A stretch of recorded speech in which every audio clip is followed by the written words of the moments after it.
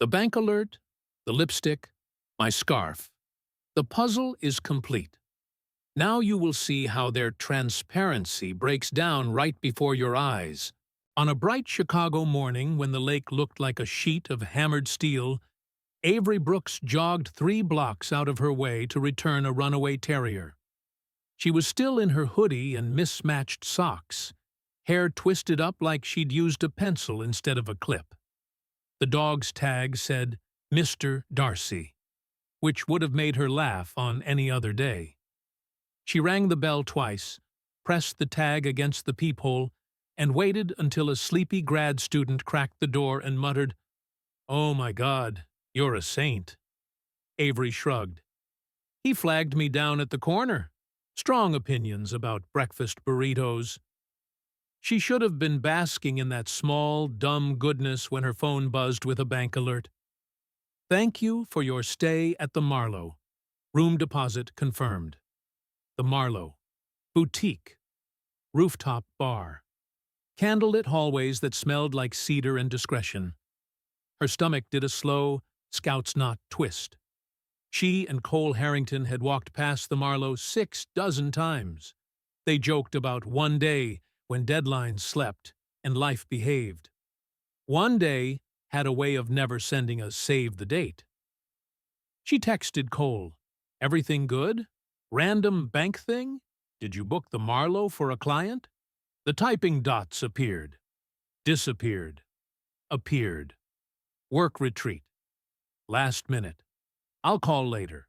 You're amazing. Love you. A normal person might hang their doubt on that and go make coffee. Avery wasn't built for that kind of faith. Not anymore. She'd been a local news segment producer for 8 years. Skepticism wasn't a flaw. It was survival. She fed stories into the machine, lined up interviews, fact-checked, put out fires, and learned to read the seams in people's faces. The Marlowe alert didn't go down easy, even diluted with love yous. In the kitchen, white cabinets they'd argued about.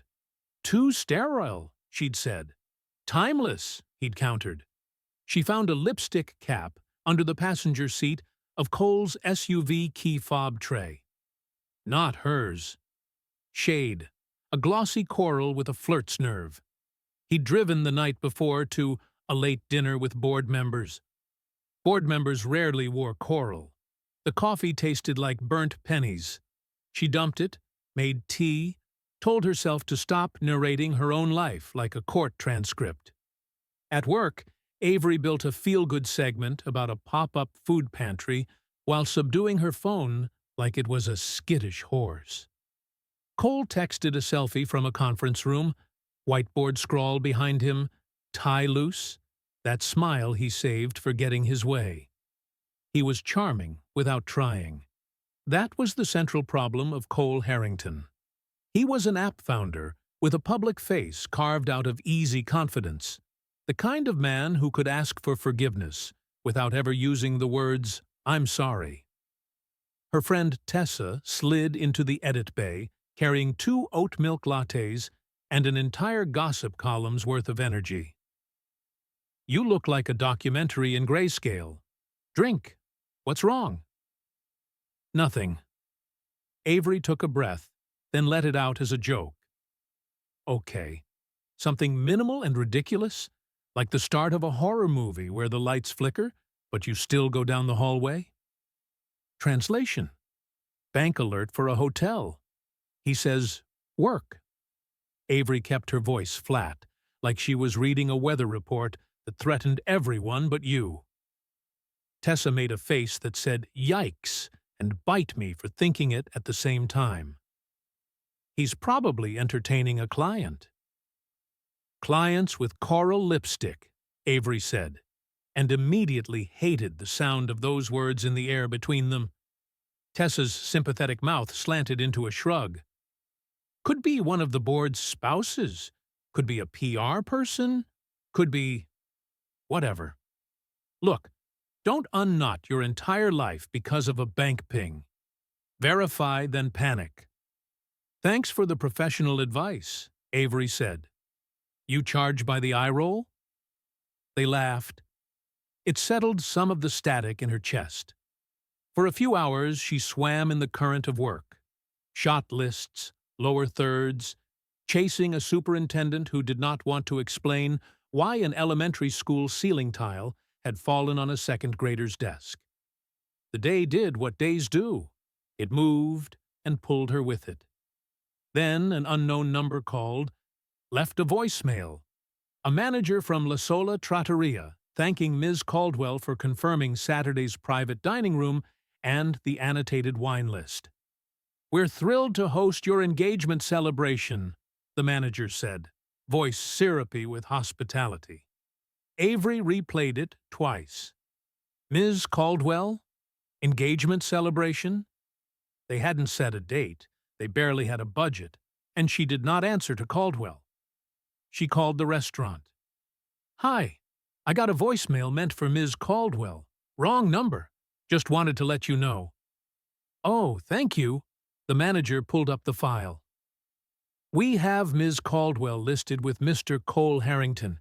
Did you want to—" "Wrong number," Avery repeated, mouth dry as paper.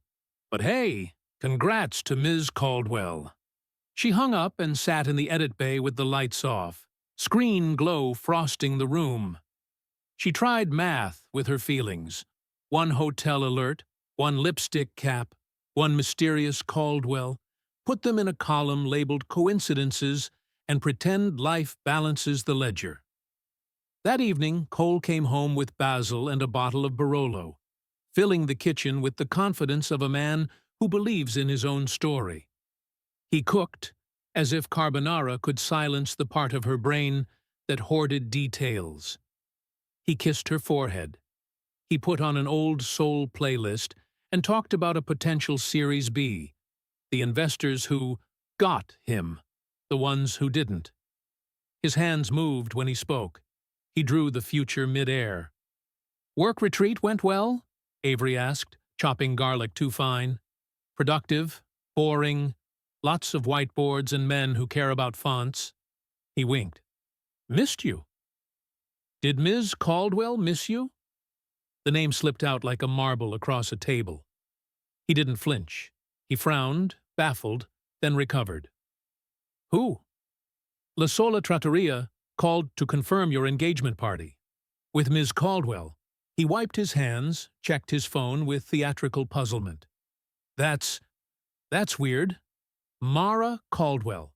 She's our PR consultant. She's coordinating stuff for the app's anniversary launch. Press dinners, influencer garbage. Maybe they put my name on something for billing and said engagement because it's fancy? I'll call." Avery watched him hold the phone to his ear, watched his expression do that actor's dance. Concern, annoyance, relief. He hung up. Clerical error. They meant brand engagement. Marketing speak. I hate it. She didn't call him a liar because the word would make the air a crime scene. She didn't call him anything. She ate carbonara and talked about a school board candidate who used the word transparency like it could erase the rest of his sentence. After dinner, Cole showered. Avery took the trash out and noticed something under the passenger seat of his SUV when the dome light flicked on. An AirPods case. She thumbed it open. A Sharpied M on the inside hinge. Mara. Ms. Caldwell. Marlowe. She closed the case and set it exactly where she'd found it. Information was a commodity. You didn't spend it all at once. Later, in bed, when his breathing went heavy and honest beside her, Avery stared at the ceiling and watched the outlines of everything she'd built in this life flicker. She knew how to gather facts, make them sing on cue. But this wasn't a morning show. This was her kitchen, her name on the lease, her mother's sideboard against the far wall because some things hold when people don't. She tried to remember the exact angle where love had made room for doubt. Her phone pinged. Ring. Front door. She opened the app in the dark and watched an earlier clip she hadn't seen. Cole that afternoon, carrying a garment bag, laughing with a woman whose face was tucked beneath a scarf. Avery's scarf. The one she'd lost last month, gray with a thin black window pane check. The woman tilted her head, and the scarf slid back just enough to show coral on her mouth. Avery's heartbeat climbed into her throat. She rewound the clip, paused on the scarf's pattern, the familiar fray near one edge. She could see her dry cleaning tag tucked into the seam like a secret. She lay there, sleepless and suddenly cold, though the apartment hummed with summer heat, and understood that the hallway lights were definitely flickering. And yes, she was halfway down. What happened next changed everything. You won't want to miss how it unfolded. Avery didn't perceive the next morning as a morning. It arrived like a deadline. She woke before the alarm and went for a run she didn't plan, as if distance could change the math. The city wasn't fully awake yet. Delivery trucks yawned at curbs, early commuters hunched in hoodies. A bakery on Damen bled sugar into the street. She passed the Marlowe on purpose. The lobby glowed, all amber politeness. A bellhop rolled a luggage cart like it contained nothing but guilt. At her desk, Avery took inventory of what she had. A bank alert, a lipstick cap, a voicemail, a ring clip, a borrowed scarf wrapped around a stranger's face, a pair of AirPods with an M. She needed one thing she could swear to in front of a judge or her grandmother. Verification, then panic. Tessa was right, infuriatingly. She texted an old source, Jace Domingo, a cybersecurity consultant who liked coffee that tasted like punishment and owed her a favor for a segment she'd produced about data hygiene. Hypothetical, she wrote. A friend suspects her fiancé is cheating. She found an AirPods case with his car, plus a handwritten M. If she opens Find My and sees where they last connected, is that insane? Jace replied, with a gif of a raccoon typing furiously. Then, ethically gray, legally gray, but insane? Number, bring the AirPods. I'll explain what you can see without crossing lines. At lunch, Avery claimed she was chasing a superintendent again, and detoured to Jace's office. A WeWork asylum with glass-walled sincerity and too many succulents. He had kind eyes behind irony-proof glasses. Here's the deal, he said, opening a laptop.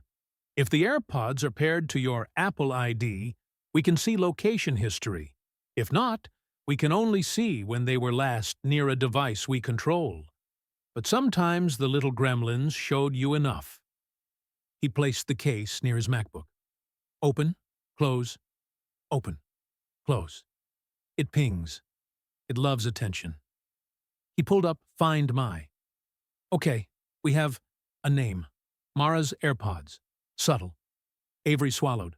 Her mouth tasted like a coin. We can't track a stranger's stuff without their network cooperation, Jace said. But we can see the last place your phone saw them. Looks like a La Sola. And... He leaned closer. The Marlowe. Last night at 11:14. Avery closed her eyes. When she opened them, the map was still the same. Thanks, she said, voice neutral enough to pass a sobriety test.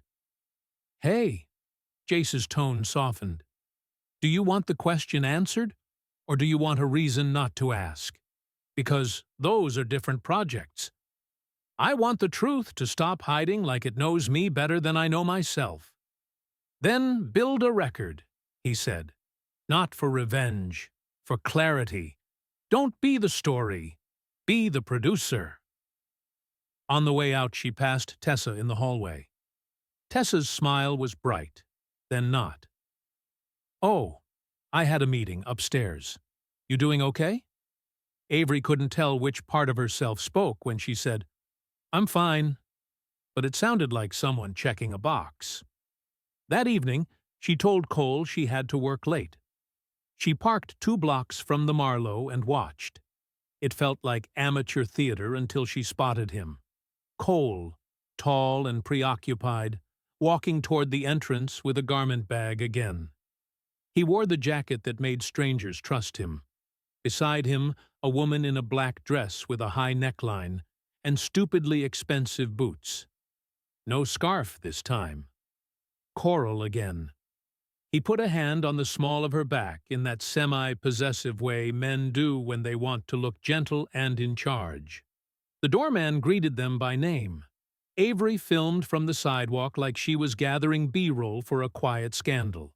She got his laugh, her fingers on his sleeve, the way Cole leaned in when he didn't want the world.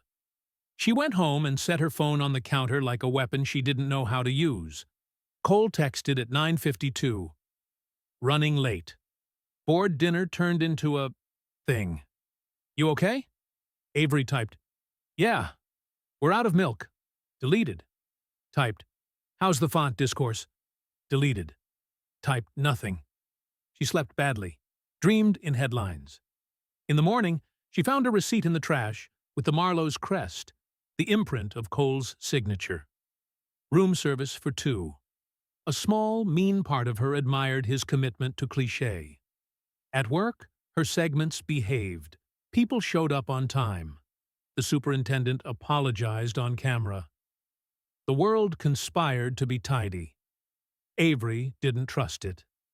In the afternoon, she cornered the La Sola manager under the false pretense of a food segment and asked an offhand question about private dining.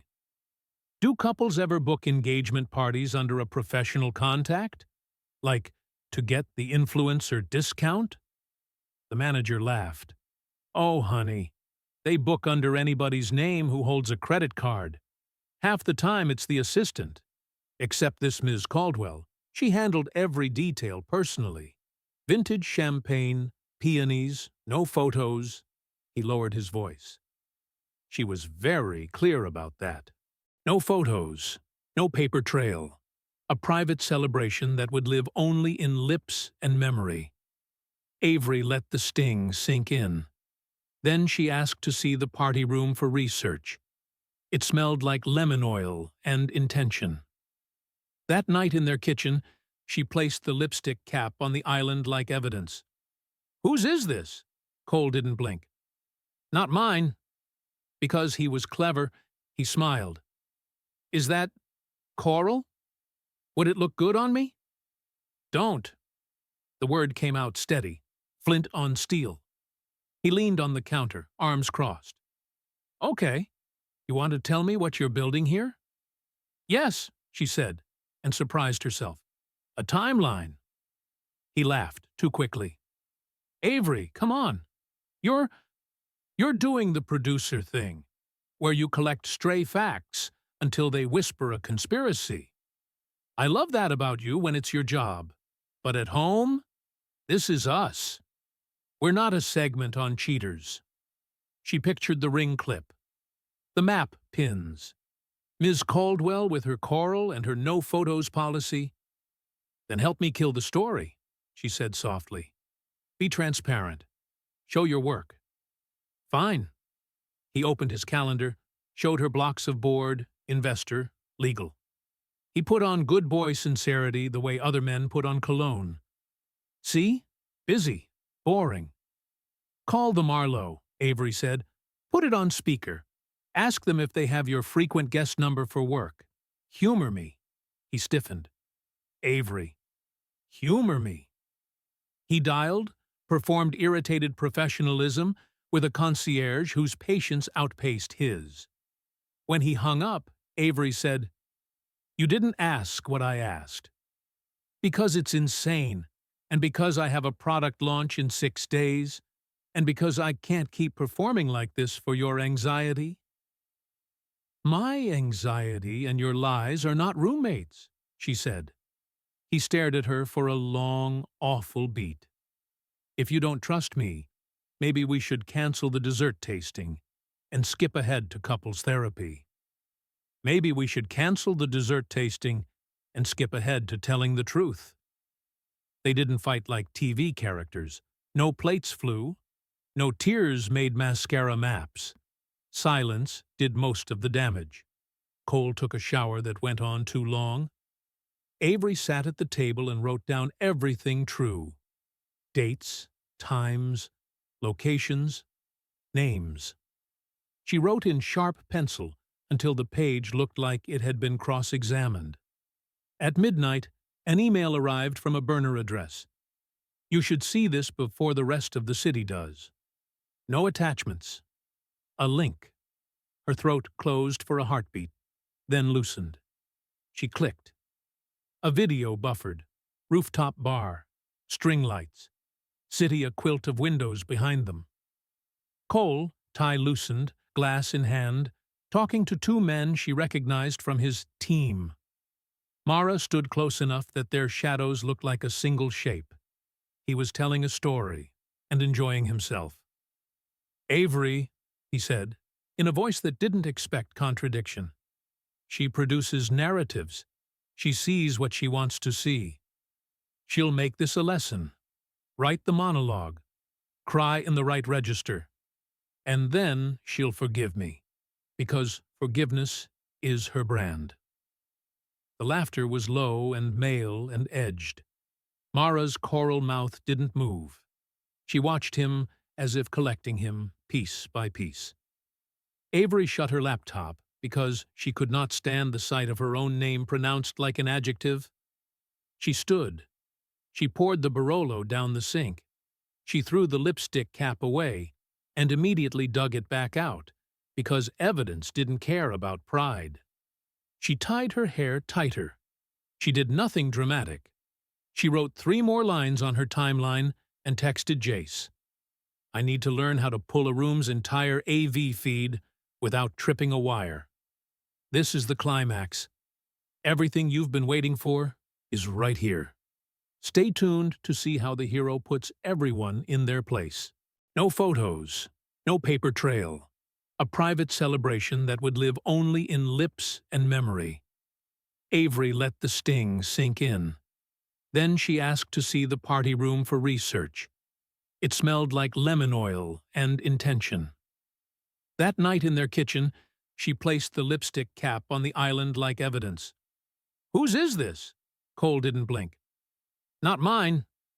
Because he was clever, he smiled. Is that coral? Would it look good on me? Don't. The word came out steady, flint on steel. He leaned on the counter, arms crossed. Okay. You want to tell me what you're building here? Yes, she said, and surprised herself. A timeline. He laughed, too quickly. Avery, come on. You're doing the producer thing, where you collect stray facts until they whisper a conspiracy. I love that about you when it's your job. But at home, this is us. We're not a segment on cheaters. She pictured the ring clip, the map pins, Ms. Caldwell with her coral and her no-photos policy. Then help me kill the story, she said softly. Be transparent. Show your work. Fine. He opened his calendar, showed her blocks of board, investor, legal. He put on good boy sincerity the way other men put on cologne. See? Busy. Boring. Call the Marlowe, Avery said. Put it on speaker. Ask them if they have your frequent guest number for work. Humor me. He stiffened. Avery. Humor me. He dialed, performed irritated professionalism with a concierge whose patience outpaced his. When he hung up, Avery said, You didn't ask what I asked. Because it's insane, and because I have a product launch in 6 days, and because I can't keep performing like this for your anxiety. My anxiety and your lies are not roommates, she said. He stared at her for a long, awful beat. If you don't trust me, maybe we should cancel the dessert tasting and skip ahead to couples therapy. Maybe we should cancel the dessert tasting and skip ahead to telling the truth. They didn't fight like TV characters. No plates flew. No tears made mascara maps. Silence did most of the damage. Cole took a shower that went on too long. Avery sat at the table and wrote down everything true. Dates, times, locations, names. She wrote in sharp pencil until the page looked like it had been cross-examined. At midnight, an email arrived from a burner address. You should see this before the rest of the city does. No attachments. A link. Her throat closed for a heartbeat, then loosened. She clicked. A video buffered. Rooftop bar. String lights. City a quilt of windows behind them. Cole, tie loosened, glass in hand, talking to two men she recognized from his team.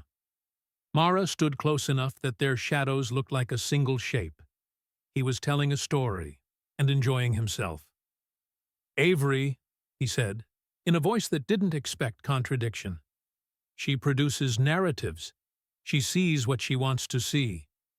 She'll make this a lesson. Write the monologue. Cry in the right register.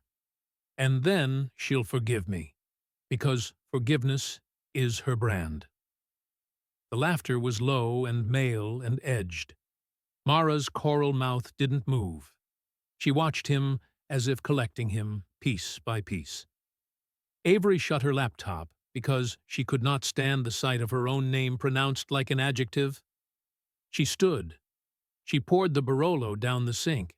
She threw the lipstick cap away and immediately dug it back out because evidence didn't care about pride.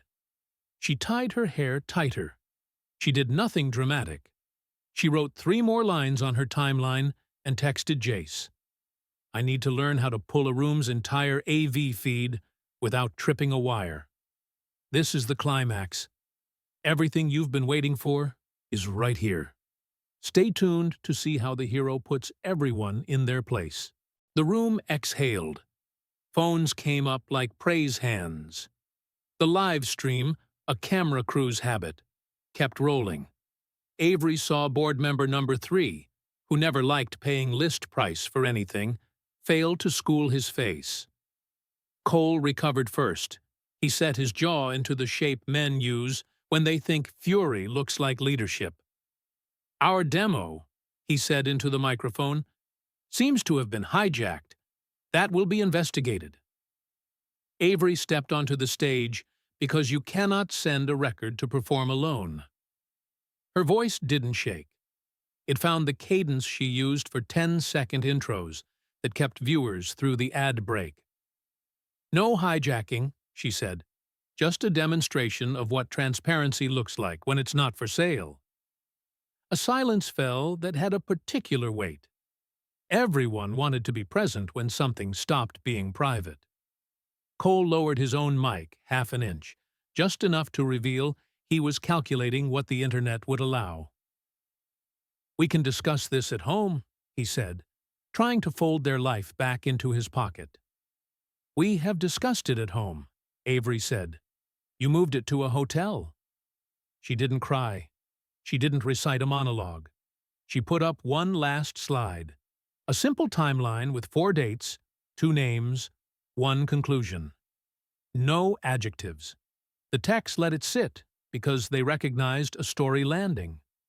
Mara spoke, finally, the first time Avery had heard her voice uncoated in charm. This is a misunderstanding, she said to no one and everyone. This is harassment. Avery turned.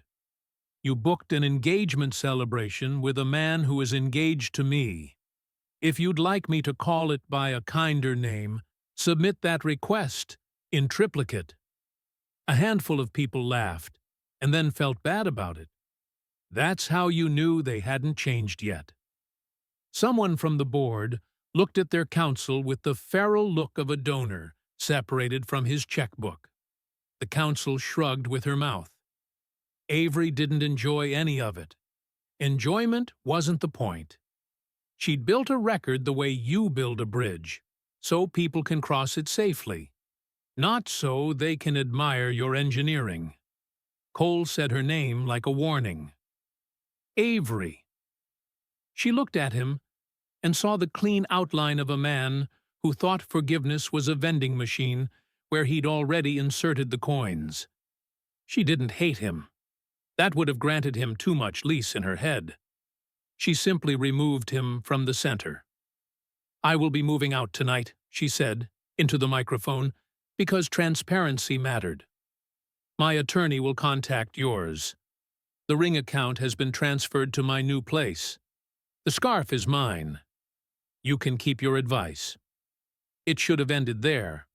But in the back row, Tessa, who had once held Avery's hand during a biopsy and brought her a playlist in case the results were bone-cruel, stepped forward.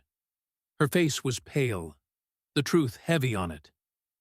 "Avery," she called, voice shaking, "there's something you don't know." The room's attention pivoted, hungry as a flock. Tessa swallowed. "Mara asked me for your segment pitches last month. Said it'd help the launch. Finding leverage, they called it. I sent them. I didn't think. I thought it was good for Cole. Good for you. I'm sorry." The last words fell apart when they hit air. Avery grew very still. That was the final cut. Not the hotel. Not the coral. Not the hand at a back.